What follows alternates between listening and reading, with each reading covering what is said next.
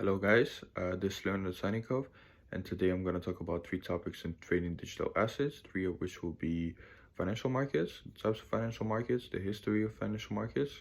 The second one is going to be investing and the types of investing, and the third one is going to be technical analysis. So to begin with, we're going to start off talking about financial markets. What are financial markets? Financial market is a wide term that is used to describe all the forms or ways in which a buyer and the seller meet in one place together in order to trade assets or securities such as stocks, bonds, or it can be also currencies, including cryptocurrencies also. Buyers in this case mean uh, people who are able to buy and provide something for something that has value for something else, and the sellers are the ones who are willing to sell it in exchange. As a security, in this sentence, is a term that is used to describe an asset. It can be tangible or intangible, that has some sort of value and can be traded, exchanged, or sold, for example, stocks. Also, financial markets allocate resources and provide liquidity for firms, entrepreneurs, and businesses, which is essential for the proper operation of capitalist economies. Trading financial holdings is made simple for buyers and the sellers by the markets as they meet in one place together where they can do so. Financial markets furthermore design securities as a way to reward investors and lenders who have extra money while also making their money available to those who need it. Then we're going to talk about the history of financial markets.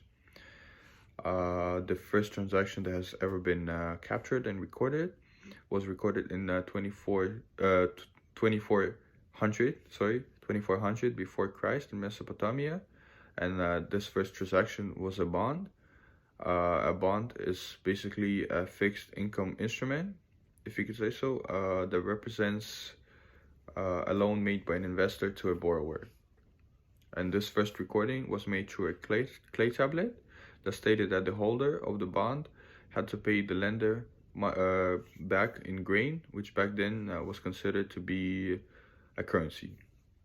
However, the first stock market that was ever created was created by the Dutch East India Company, the first company that started first trading first on the stock exchange. And basically what they did is that they found a modern stock market in Amsterdam.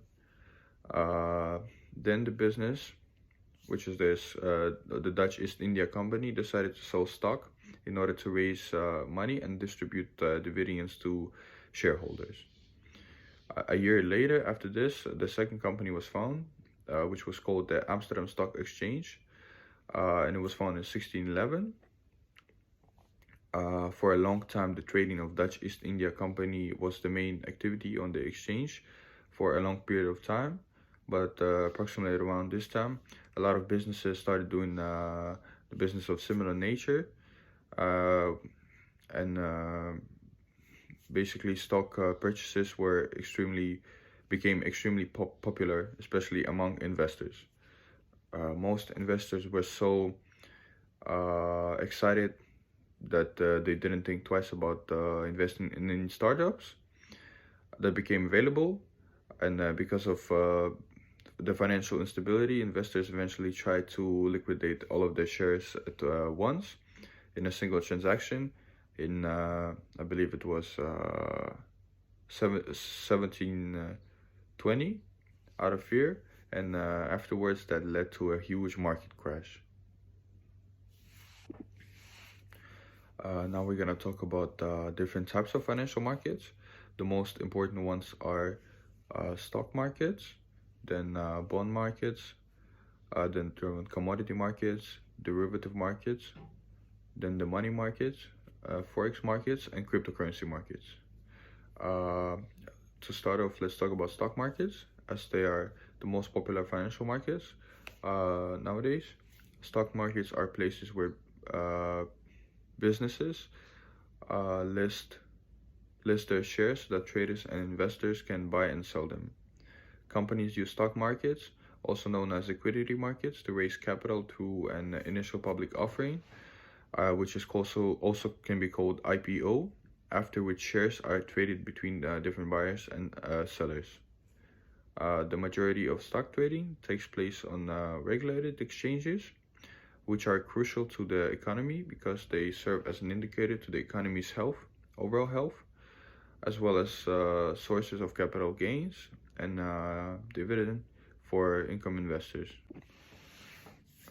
Now we're going to talk about bond markets. A bond basically is a type of security where an investor lends money for a predetermined amount of time at a fixed interest rate. A bond can be viewed basically as an agreement that outlines the term of a loan between the lender and the borrower.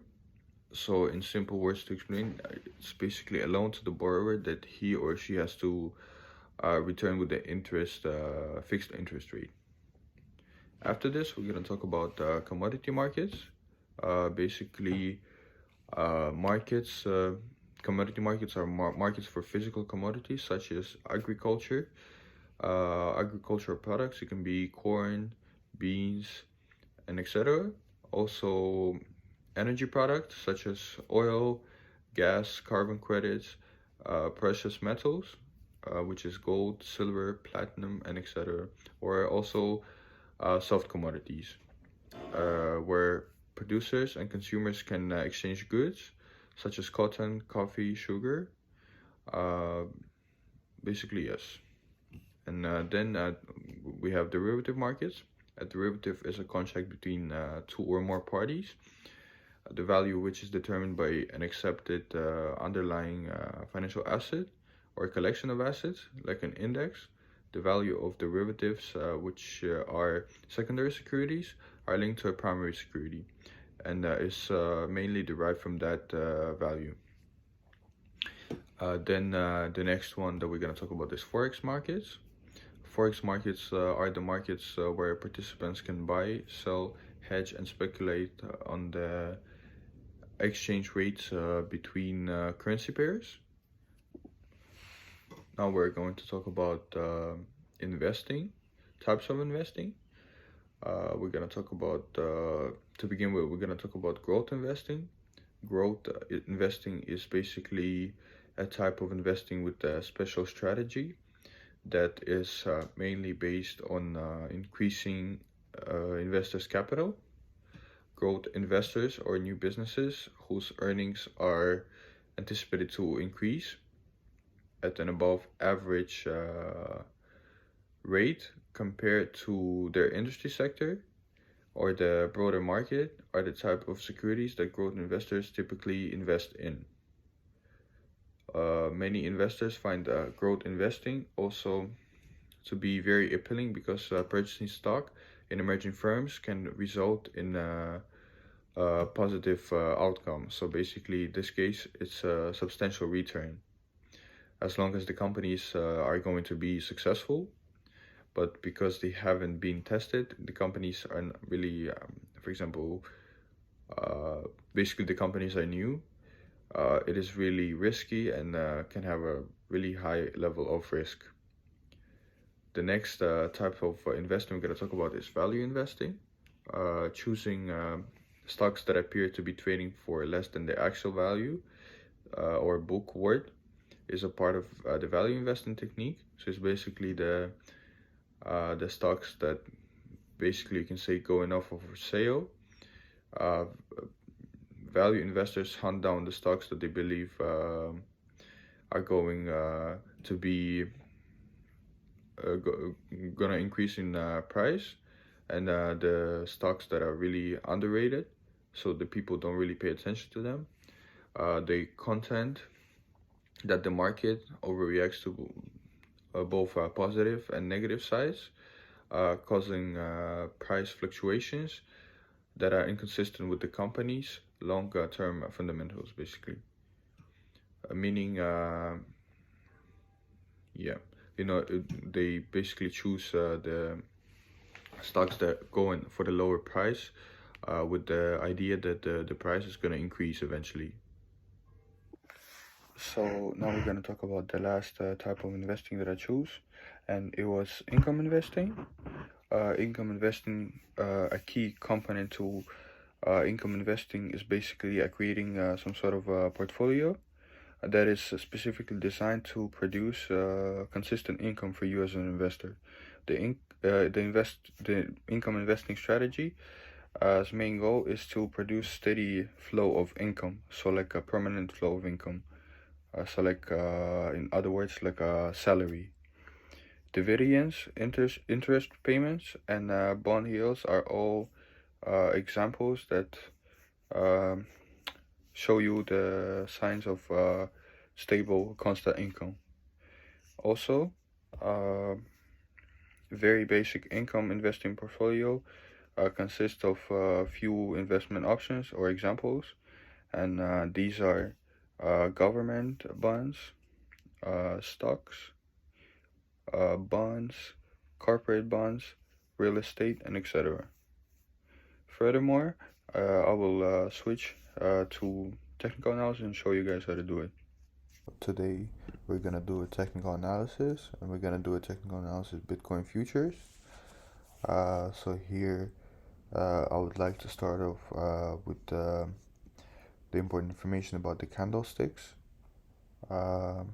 Let's talk about the wicks first. So the length of the wicks show us basically the highest and the lowest price on the trade, as well as the boxes. The color of the boxes show us the opening price. So the green show us the opening price, and the red one is illustrating us the closing price. Now let's basically understand first if this is an uptrend or a downtrend. I would say that this is a downtrend, as let's take a trend line, as the price has risen up to this point. It has risen up to its highest high, and in order to show better, I'm gonna take a horizontal line, put it here. Here the price went down, and then it didn't reach higher than the previous highest high, so after the pullback, meaning the price went down. You can also draw a trend line here showing that this is definitely a downtrend, as you can see. And by looking at the trend line, I can say that this is a bear flag and dominant stock chart. So I'm assuming that the price will go up afterwards. So it's gonna go up. And now I would like to count the positioning size.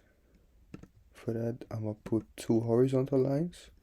The first one I'm gonna put somewhere here, and the second one would be let me see, here.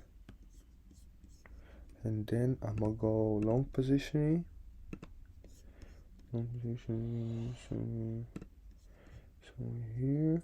We're gonna do this and this. So here it's shown that my percentage risk is 25%, and my capital is my account size is or my capital is 1,000 USD dollars, and I would like to count my positioning. The amount that I'm going to invest in is going to be $30. I'm sorry. So meaning I need to